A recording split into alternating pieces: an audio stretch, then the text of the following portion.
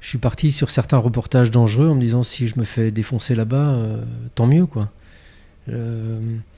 Donc ces idées suicidaires dont tu parles, je les ai eues aussi, parce que ce monde, quand tu es coupé de cette flamme intérieure, quand tu n'arrives pas à trouver l'accès, il est fondamentalement absurde quand même. Sauf à vouloir être totalement aveugle et te dire si, en fait, me faire plaisir, boire et vivre dans la jouissance, c'est le summum de l'épanouissement. Effectivement, si tu focalises là-dessus, tu vas y arriver. Tu deviens Instagrammeur à Dubaï et puis tout va bien. Enfin, à mon avis, il y a un retour de bâton au bout d'un moment. C'est possible. Mais effectivement, quand tu as ce manque qui est là, ça veut dire que tu es vivant. Ça veut dire que cette flamme, elle se débat. Elle dit hey, Nico, je suis là.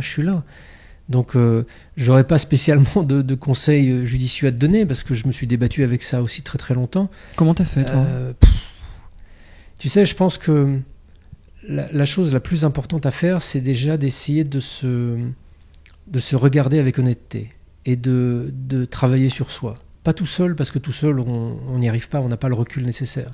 De se faire accompagner par un psychothérapeute, une psychothérapeute, d'aller se confronter aux différentes facettes de la personnalité qu'on a construite, parce qu'on a construit cette personnalité en réaction aux choses qui nous ont confrontés depuis notre petite enfance. Et parfois, on a peut-être construit des barrières de protection pensant se protéger de quelque chose qui n'était pas une menace, ou qui était peut-être véritablement une menace. Et donc on s'est construit une sorte de gardien intérieur qui est un gardien extrêmement efficace et puissant, mais qui est très bourrin aussi. C'est-à-dire que ce gardien, il nous coupe de toute une partie de la réalité. Et moi, j'ai cheminé en ne refusant jamais de me confronter à des choses qui pourraient être difficiles, parce que je savais que ces choses difficiles seraient transitoires et que c'était un chemin d'accès à plus de lucidité intérieure. Tout ce qui t'anime intérieurement et que tu ne connais pas, tu ne peux pas le changer parce que ça agit inconsciemment sur toi. Je te prends un exemple dont je parle dans un précédent livre, Nos âmes oubliées. Pendant le travail que j'ai fait avec les psychédéliques, avec une thérapeute, j'ai découvert que j'avais été abusé quand j'étais gamin, à 52 ans. Je ne l'ai jamais su, c'est quelque chose que j'ai complètement effacé de ma mémoire consciente. C'est un mécanisme d'amnésie traumatique qui est bien connu. Sauf que quand ça m'est arrivé, quand j'ai découvert ça à l'âge de 52 ans, je me suis dit, mais c'est pas possible, c'est pas possible. Si j'avais vécu un truc comme ça, je m'en souviendrais, etc. Et en même temps, le jour où ça s'est révélé, c'est comme si tout d'un coup, toute ma vie s'éclairait. Mon mal-être, des moments de grande mélancolie où effectivement j'avais eu des pensées suicidaires comme la tienne. Je ne dis pas pour autant que tes pensées suicidaires sont liées à un truc comme ça, bien évidemment, hein, mais j'avais découvert que j'avais une part... Il y avait en moi, par-dessus cette flamme éternelle, il y avait un petit garçon qui, à un moment très tôt dans sa vie, s'est dit « Oh là là, c'est une menace, l'extérieur, et il faut que je taise mes émotions parce que mes émotions, c'est trop insupportable. Quelqu'un abuse de moi. » Donc il y a un petit garçon, un petit Stéphane de 1 an, 2 ans, 3 ans, qui, à un moment donné, a décidé de se mettre dans sa bulle et de sa coquille et de se dire « Je n'éprouve plus rien parce que j'ai besoin de ça pour me protéger. » Et j'ai vécu toute ma vie avec cette dimension cachée en moi de façon complètement inconsciente, sans jamais savoir pourquoi j'étais dans certains états. Aller se confronter à ces parts d'ombre pour y découvrir la lumière. J'ai adoré cet échange avec Stéphane. J'ai trouvé que c'était vraiment inspirant, en tout cas pour moi, et j'espère que ça l'a été tout autant pour toi. Dans cet épisode 41, c'est l'épisode entier, c'est l'épisode juste avant cet extrait, tu peux découvrir tous les sujets sur lesquels on a pu échanger. Et en fait, Stéphane a été très très inspirant. Moi, Stéphane, je l'ai rencontré il y a quelques mois en Inde. Je n'avais absolument pas idée qu'on ferait un épisode de podcast. On s'est vraiment rencontrés. Moi, j'étais dans mon aventure indienne et on a échangé par Instagram et on s'est croisés à Auroville le temps d'un repas. Et c'est vrai que j'ai rencontré l'homme avant de rencontrer Stéphane Alix, finalement, l'écrivain, le journaliste.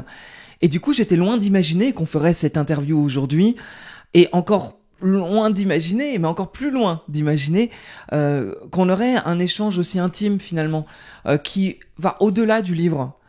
C'est vrai que dans l'interview, on a parlé à la fois du bonheur, de l'alignement. Et quand je me suis confié sur l'épisode difficile que je traverse cette année, à aucun moment j'aurais pu imaginer finalement que Stéphane m'aurait livré lui aussi ses idées noires, ses idées suicidaires. Et c'est là que je trouve incroyable, c'est-à-dire que quand on commence à parler, quand on commence à être vulnérable et tout simplement à dire les choses telles qu'elles sont, telles qu'on les ressent, on se rend compte qu'on n'est pas seul. Donc peu importe dans ta vie ce que tu peux ressentir, en fait, peu importe peut-être un mal-être ou une problématique que tu as, n'hésite pas à en parler. N'hésite pas à être ouvert tout simplement à la communication avec des gens bienveillants, bien évidemment, et de te rendre compte que tu n'es pas seul et que, en fait, peu importe le sujet, tu peux toujours avancer. Tu peux toujours, en fait, rebondir. Et c'est vrai que là, ces quelques mots avec Stéphane m'ont permis de comprendre que finalement, déjà, j'étais pas seul, que même Stéphane qui a, sur le papier, malgré le drame, évidemment, qu'il a vécu avec la mort de son frère, il a créé aujourd'hui une vie absolument incroyable, avec tout ce qu'il a pu créer, tout simplement, avec ses livres, ses reportages. Et en fait, derrière tout ça, il y a aussi des difficultés. Et en fait, derrière tout ce qu'on crée, il peut y avoir des difficultés. Et j'aime bien cette idée que, aujourd'hui, effectivement, je prends conscience, même si j'avais l'impression de le savoir, mais j'en prends doublement conscience, que la vie n'est pas un fleuve tranquille, que tout est une question de cycle. Et que finalement, pour renaître, il faut savoir passer par un certain chaos. Et ça, on me l'avait déjà dit, il y a quelques années. On m'avait dit, pour changer de vie, pour avoir une vie bien plus alignée, il faut passer par le chaos. Et je m'étais toujours dit que je ne voulais pas vivre le chaos. Ça ne m'intéressait pas. Et que je trouverais un chemin différent. Et finalement, je me rends compte que le chaos, il est arrivé. Et que je n'ai pas eu le choix, finalement, que de le traverser. Et que je n'ai pas le choix de le traverser. Puisque ce chaos, je le traverse encore aujourd'hui. Et pourtant, ça ne m'empêche pas de créer ce podcast.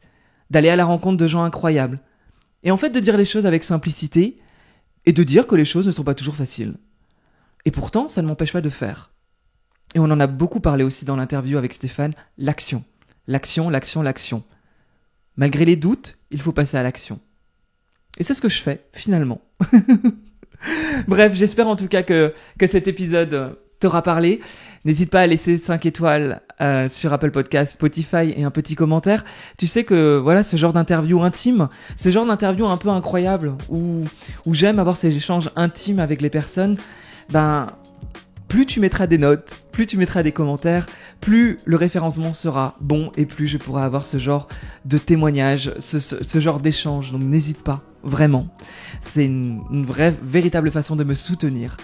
Et à côté de ça, tu as l'Instagram Osez by Nico, où tu as les vidéos pépites de cette interview, des petites vidéos d'1 minute où tu vois des punchlines, comme on dit, des interviews que je peux faire avec des invités incroyables. Je te dis à très bientôt, à la semaine prochaine. Salut!